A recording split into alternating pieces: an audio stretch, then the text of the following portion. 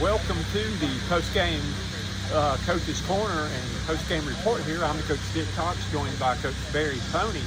Well, Coach Tony, tonight we saw a first-rate SEC foot brawl game between the South Carolina Gamecocks and the Kentucky Wildcats. Yeah, it looked like there was some bad blood being thrown out there on the field other than the football. Well, you talking about throwing on the football.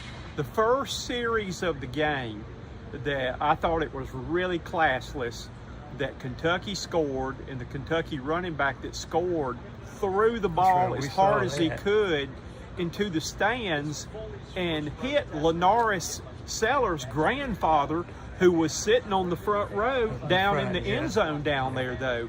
Had he not looked up at the last minute and put his hand in front of his face, he could have really gotten hurt bad on that, but no flag was given. I hope the SEC looks into this and punishes that guy. You don't ever throw a ball in the stands, but I can't believe that he didn't get any kind of flag. Hey, that's right. Well, Coach, it seemed to a lot of people other than you and I, they didn't see what took place, but you and I, we picked it up on it quickly.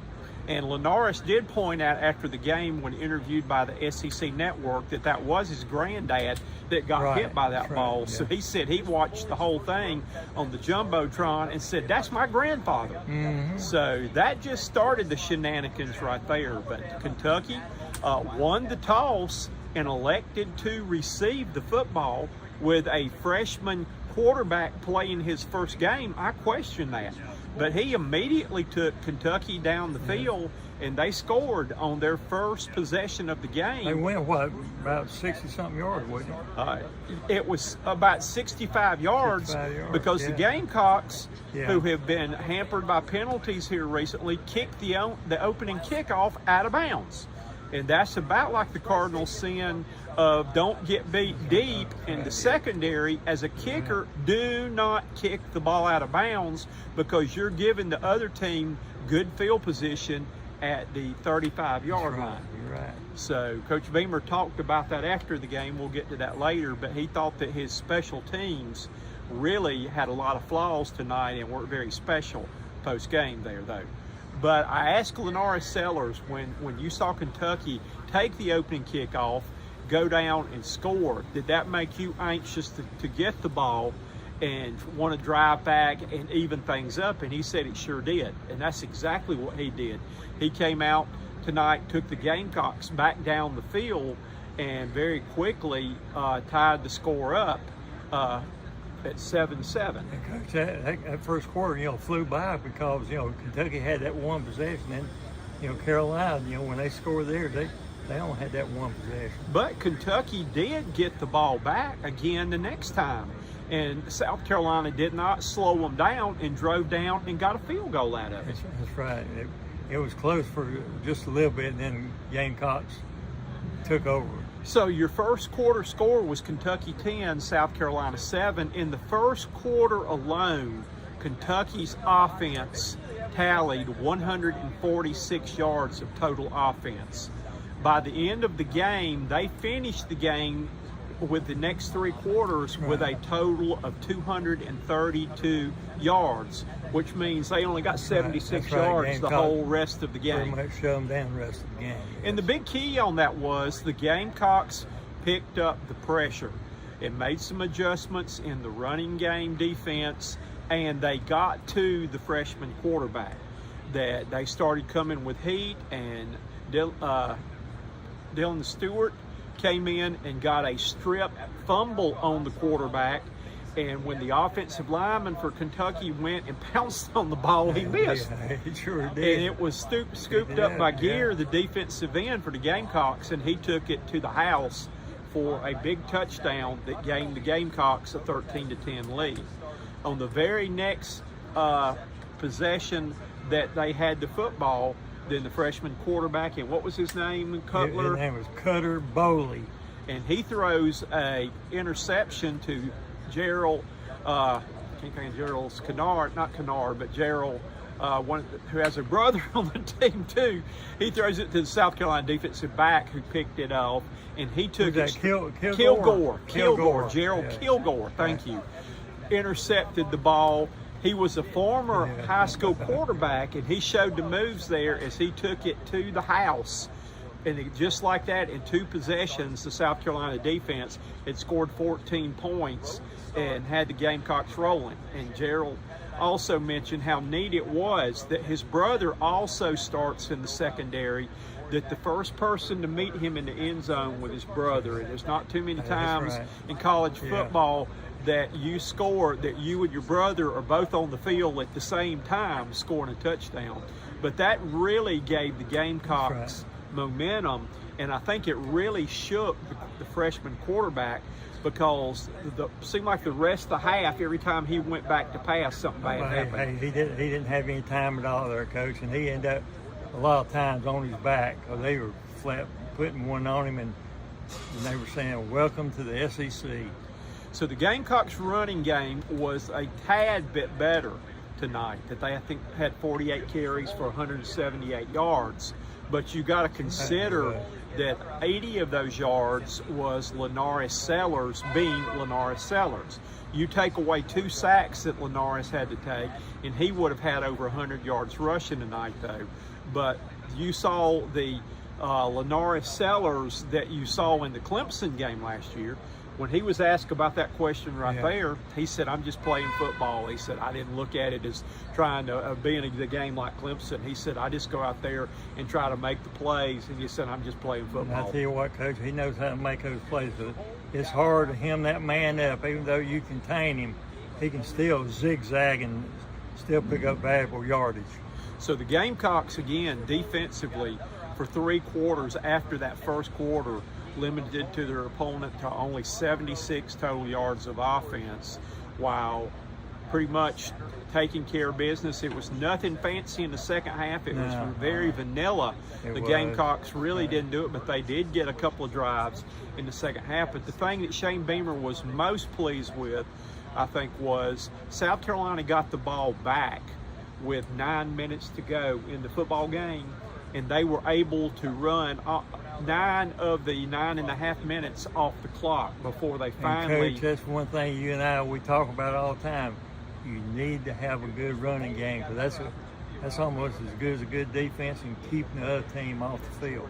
Coach Tony, you're gonna love this. That Coach Beamer said their motto going into the game was "Stop the run and have some fun." I go along with that. That was their motto going into this game this week, where they worked really hard with tackling we've drills. talked about that numerous times. We sure have. The bottom line is the Gamecocks now will have a week off. They've got the open week next week, and then we'll go to Baton Rouge to take on a LSU team that suffered their first loss of the season.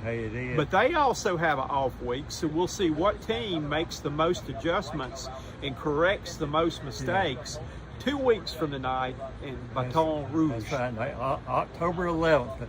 And that's going to be a wild month there, Coach. You know, the Gamecocks be down in Baton Rouge on the 11th, then come home the following week and play Oklahoma Sooners and John Mateer, and then they play the Alabama Crimson Tide the following week. That'll be the 25th. And the Tide got a huge win today. Big time. I think snapped Georgia's 33-game winning streak, beating them 24-21 in Athens. I believe Kirby's 1-7 against Bama. I think he is. Of course, I mean, he's got a phenomenal record against everybody else. Oh, yeah. But it used to be against Saban, but it's not Saban anymore. That's right. But he's 1-7 against Alabama there, though. So, again, South Carolina fans went home happy tonight. We had a capacity sellout crowd that came to the game and were very vocal. And again, hopefully this might be what it takes to try to get the Gamecocks on track. They still have a lot of work to do with the running game and some other things. And Laura Sellers said that they've still got some major things to work on during the off week. But the bottom line is they snapped that 2-game losing streak. They got their first conference win of the year. And now they get a chance to try to get some players healthy and get ready for the Bayou Tigers 2 weeks from now. The Wounded Tigers. And Coach, we made a good point before coming on the air, how even though, Carolina, they got certain problems, if you look around the SEC, there's quite a few teams that really do not have their identity right now. still struggling to find out what they're about. There is no Yeah, really that's right. dominant No, team no. right now. Now, we saw today that Missouri's undefeated still, and you've got Right. Vandy's That's right. actually got a better Yeah. record than That's right. Alabama Yeah. going into Sure that did. game. Yeah. And then you've got, Georgia's got a loss, Alabama's got a loss. A lot of people have already lost a ball game. Tennessee's got a loss. They won in overtime over a very Mississippi improved State. Mississippi Yeah. State team, Sure, though. yeah, But it yeah. looks like the SEC this year Gonna is be going up to be for grabs. wild and Yeah. crazy Right. with a lot of Up things for to grabs. happen. So reporting tonight from Williams-Brice Stadium, I'm the Coach Dick Cox. He's Coach Tony. Have a good week, and we'll see you again in about 3 weeks from now, though. Good evening. Goodbye, everybody. Bye-bye. Best of luck to Kentucky and Coach Stoops. As I've said all week, ton of respect for them and their program and the way they do things. This is when you play this team, like, you have to beat them, and they're physical, they're well coached. We knew that coming into it, and really, really proud of our guys and the way they played. We knew it was going to be a physical football game, and to sit here and having beat Kentucky now 4 straight years is something that I and our entire program take a lot of pride in, because of the respect we have for those guys, and that's no small accomplishment to beat that team 4 years in a row. Just so proud of our team, the way they responded this week with the negativity out there, and they just went right back to work. There's perception and there's reality, and we knew where we were as a team, and knew we hadn't come close to playing our best, and that we needed to be better tonight in all 3 phases. We talked about it last night in our team meeting that last year up there we did a really good job of playing complementary football, special teams, covering kicks and forcing them to have long fields, defensively getting turnovers, offensively capitalizing on turnovers, and that's what happened tonight. I mean, obviously when you score twice on defense, you're going to be really hard to beat, and that's what we did. But our players responded throughout the week, preparing for this game. We knew the importance of it. I mean, I'm not an idiot, but we knew this is a pretty important game, and our guys responded the right way. Our guys responded tonight to adversity. I mean, give Kentucky credit. They got a redshirt freshman quarterback, and they win the toss. They take the ball, and they run it right down our throats on the first drive and out-physicaled us in that drive, and that was disappointing to see.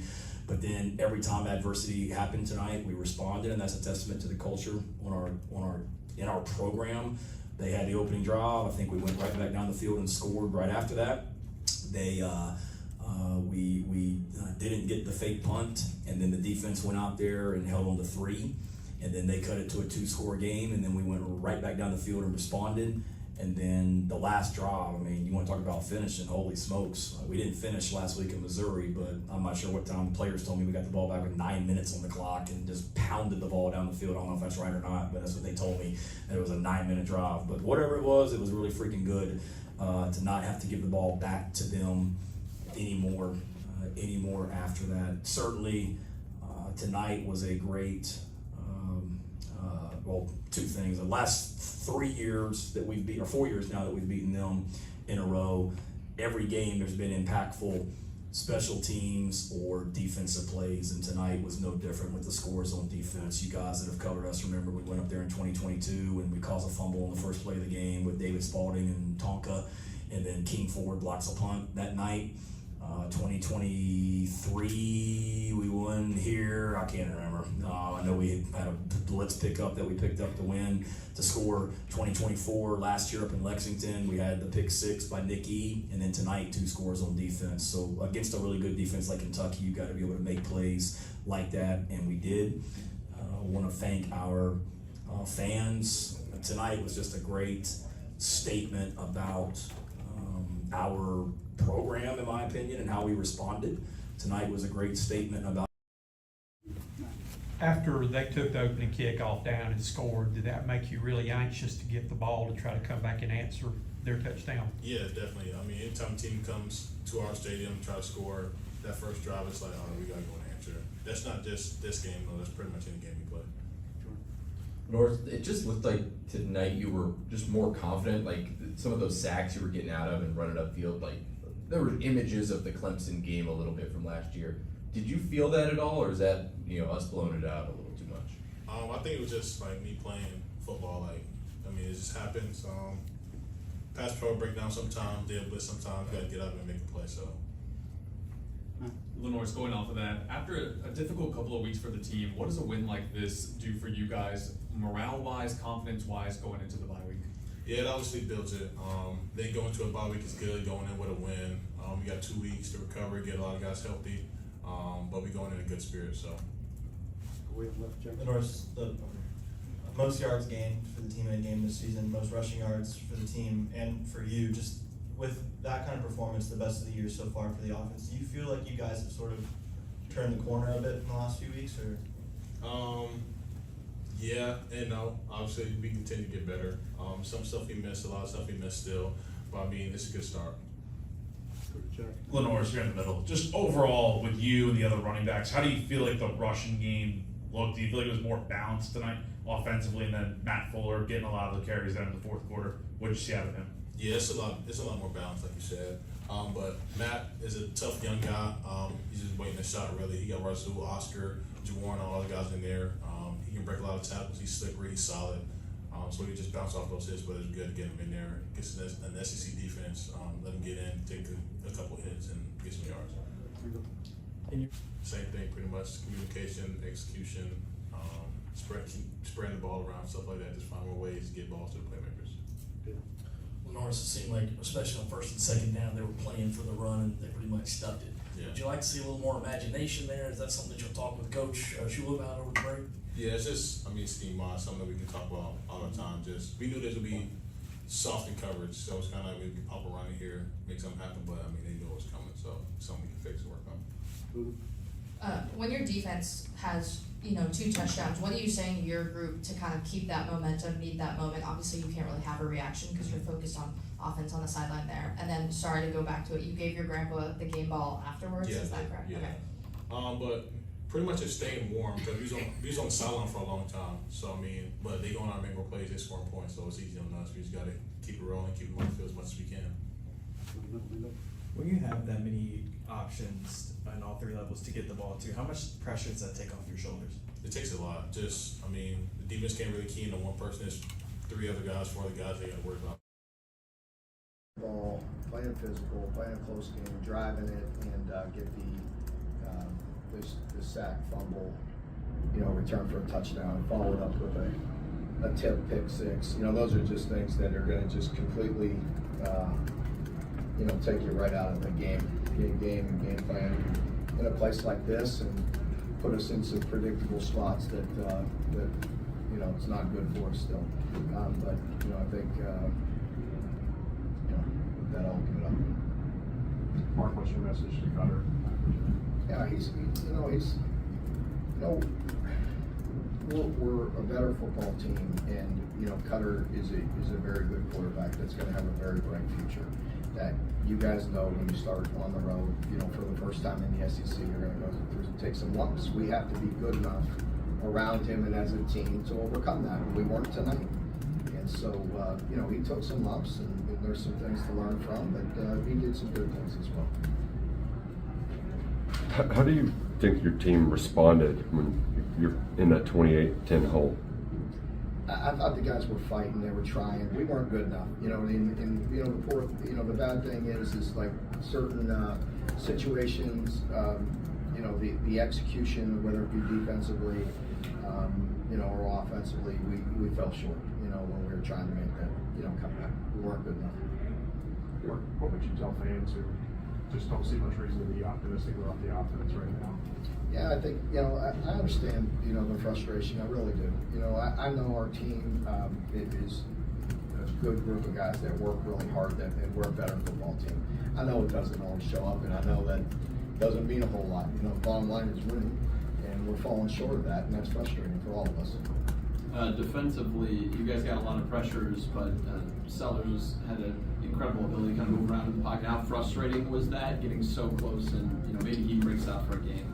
Yeah, he did a couple times there late when we're trying to get him off the field, and he's a tremendous athlete. He has a great knack for that. Just the way he can feel the pressure, the way he moves it, and then his strength. He's a very good player.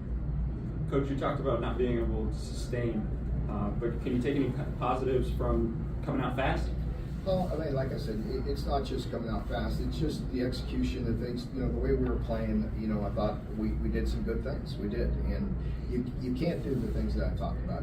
You cannot let them score off, you know, the punt returns or, you know, any special teams plays or defensive scores, and we gave them 2. Mark, you mentioned. Coach, what's the message to the team when you have so many ranked matchups coming up? Well, that was the matchup, or the message. Basically, what I told them was the same thing I told you, was that we did a lot of good things. I'm proud of them. I'm proud of their effort. You know, they're want to. They're a good team. They care about each other. We didn't execute in critical moments, and that's on all of us. That's on the coaches, and that's on the players. You know, in critical third downs, critical situations, you know, we have to execute better. That's on all of us. Mark, what I was asking is, you mentioned kind of letting Cutter take his lumps, and that's a learning experience. How do you balance that with also not letting him take too many lumps and that hurting his confidence? Well, yeah, I think, you know, it's hard, man. You know, this league is unrelenting. You know that. You know, so you know, I think, you know, he has to learn about playing, and you know, he will. He'll take it. He'll take the coaching, and you know, look at things, and it's not all on him. You know, we all can do better. I felt like the offensive line played tonight. There's 6 sacks, but that Cutter held on to him a few times. Yeah, I think there's a balance there, because I thought, you know, they really set the precedent with the run game early, and we were physical and able to, you know, really have some pretty good balance in the first half. And, you know, I'm not sure where it was at, when it was, 10-7, and we're driving, wouldn't get the strip sack. And, you know, I thought we were doing some good things to that point. And again, you know, later, you know, on that play in particular, we gave up the sack. I think he was holding it a little bit. We need to look at some things and make sure we can get the ball out of his hands a little quicker, or at least, you know, just protect it at that point. You know, one thing was the way we were driving it. Even if he takes the sack right there, if we punt, you know, the ball and pin him, you know, we were playing pretty good defense at that point as well. And you know, so you know, there's a lot to take from it, but. You know, and I also, you know, didn't like, you know, it was frustrating for us, the third downs. We had our opportunities to get off the field early. When we go down and score, we're up 7-0 and let them go down.